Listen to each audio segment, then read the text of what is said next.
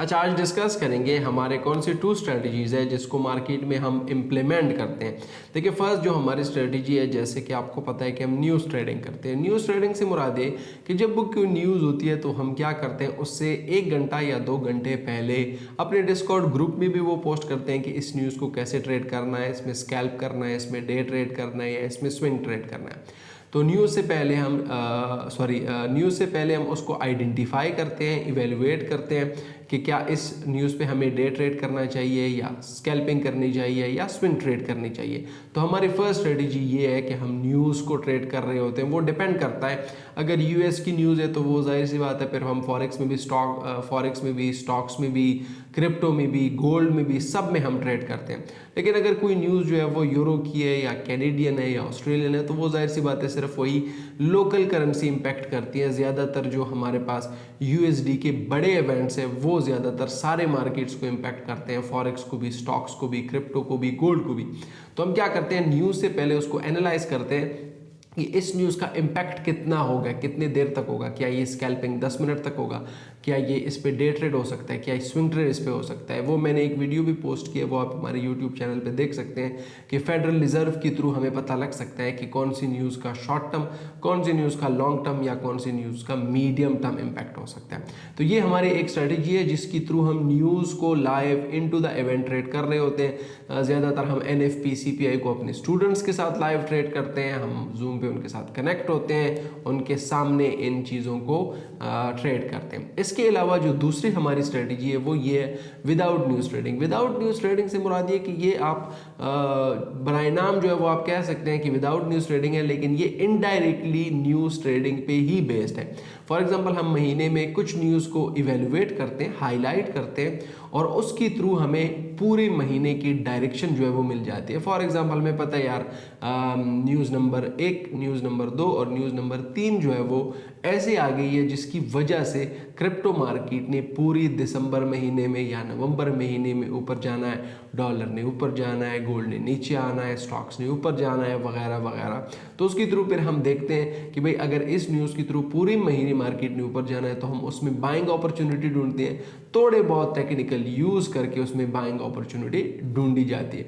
तो ये इस तरह नहीं है कि बस सिर्फ न्यूज़ ट्रेडिंग हमने कर ली और बात ख़त्म, नहीं। इसके अलावा न्यूज़ ट्रेडिंग के अलावा भी हम पास्ट न्यूज़ पे ट्रेड करते हैं और देखते हैं कि इसको कैसे ट्रेड कर सकते हैं। इसके अलावा मैं अभी आपको स्क्रीन पे भी ले चलता हूँ और कुछ आपको ट्रेड सिग्नल की एग्जांपल भी आपको शो कराता हूँ कि कैसे हमने विदाउट न्यूज़ ट्रेडिंग की और कैसे हमने न्यूज़ ट्रेडिंग की।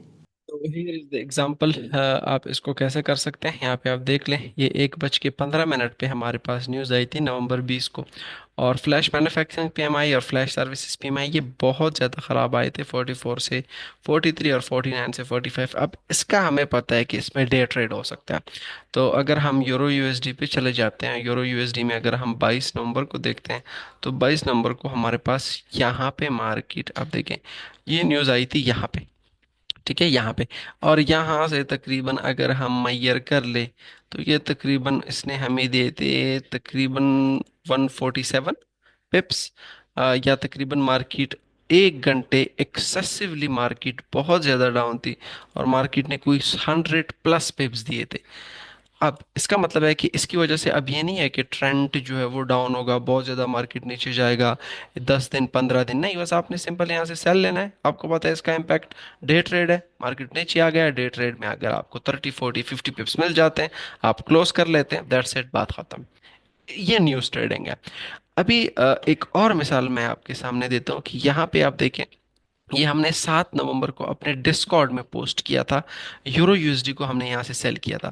अब इसकी भी मैं रीज़न आपको बताता हूँ। अब इसकी सिंपल रीज़न ये है कि अगर आप फॉरेक्स फैक्ट्री में जाएं, ठीक है, और आप नवंबर 1 से नवंबर 10 तक अपना डाटा ओपन कर लें, तो यूएस के इलेक्शन कुछ 6 नवंबर को थे मेरे ख्याल से, 5 नवंबर को, ठीक है।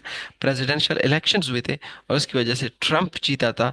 और ट्रंप जो है वो डॉलर के लिए पॉजिटिव है, लेकिन इसके अलावा सिर्फ ट्रंप डॉलर के लिए पॉजिटिव नहीं है, इसकी वजह से डॉलर ऊपर नहीं गया।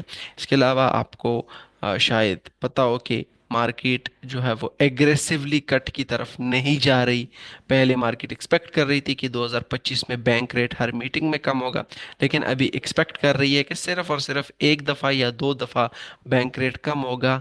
बाकी मीटिंग्स में होल्ड रहेगा, वो डॉलर के लिए पॉजिटिव था। आप अगर अक्टूबर की एनएफपी निकाले तो वो डॉलर के लिए पॉजिटिव था। हाँ, नवंबर की एनएफपी में अगर आप अनएम्प्लॉयमेंट रेट निकाले जो वो होल्ड था ऑन, तकरीबन जो है वो एज एक्सपेक्टेड था। अच्छा, इसमें हमारे पास एनएफपी खराब आया था। अब यहाँ पे देखिए 12,000 आया था, लेकिन इसका इम्पैक्ट नहीं था। क्यों? क्योंकि हॉरिकेन एक तूफान आया था, उसकी वजह से ऑलरेडी एक्सपेक्टेड था कि जॉब्स जो है वो ख़राब आएंगे। 44,000 बोइंग के एम्प्लॉयज़ जो है वो स्ट्राइक पे थे। उसकी वजह से भी हमें पता था कि नॉन फार्म एम्प्लॉयमेंट चेंज ख़राब आना है। इसका मतलब अगर ये ख़राब भी आता है मार्केट को इम्पैक्ट नहीं करेगा। और अनएम्प्लॉयमेंट रेट भी एज एक्सपेक्टेड आ गया, एवरेज आवरली अर्निंग भी बेस्ट आ गया। ये भी सपोर्ट कर रहे थे डॉलर पे और डॉलर को। तो हमने क्या किया, 7 नवंबर को हमने यहाँ से डॉलर में ट्रेड लिया, एक ट्रेड यहाँ से लिया, फिर डॉलर कॉस्ट एवरेज करके मार्केट जब यहाँ पे आई तो हमने यहाँ से सेल मारा। फिर तकरीबन हमारा 7 नवंबर से लेके इसको हमने होल्ड किया तक कोई 20-22 नवंबर तक। ठीक है, इसका मतलब है कोई तकरीबन 13-14-15 दिन रहा। इसका मतलब है कि क्योंकि हमें पता है कि ये डाउन ट्रेंड इसने ही जाना है। इसके साथ साथ अब फॉर एग्जांपल किसी ने ट्रेड क्लोज किया, बात खत्म यहाँ पे।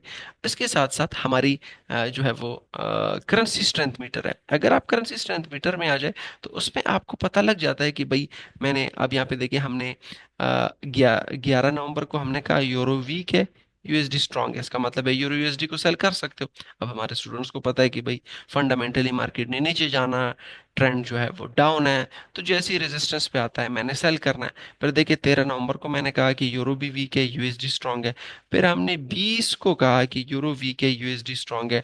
तो इसका सिंपल मतलब ये है कि हम यूरो यूएसडी को सेल कर सकते हैं जब भी ये रेजिस्टेंस पे आता है। बहुत सारे स्टूडेंट्स ने जो यूरो यूएसडी उसमें ट्रेड किया था, गवाह भी है उस पे यूरो यूएसडी पे, और सिंपली हमने इसको सेल किया था। तो वो सिंपली तो दो किस्म की स्ट्रेटजीज है। एक है यहाँ पे आपका मार्केट आता है, आपने सेल किया, आप प्रॉफिट ले लिया, बात खत्म। एक यह कि आपको पता है कि due to presidential elections, NFP, सारी वजह से यूरो यूएसडी नीचे जाना है, मार्केट नीचे आता है, यहाँ से आप सेल कर सकते हैं। फिर नीचे आता है, फिर यहाँ से सेल कर सकते हैं, फिर नीचे आता है, फिर यहाँ से रीटेस्ट पे आप सेल कर सकते हैं, क्योंकि आपको पता है कि मार्केट ने सिंपली नीचे जाना है। तो ये दो किस्म के फंडामेंटल की स्ट्रेटजीज हम यूज करते हैं। फर्स्ट न्यूज ट्रेडिंग, जैसे न्यूज आते हैं उस पर ट्रेड करते हैं। दूसरी जब न्यूज आ जाती है फिर हमें पता लग जाता है कि मार्केट ने इस महीने अप ट्रेंड होना है, डाउन ट्रेंड होना है या रेंज बाउंड होना है, उसकी तरफ फिर हम ट्रेड करते हैं।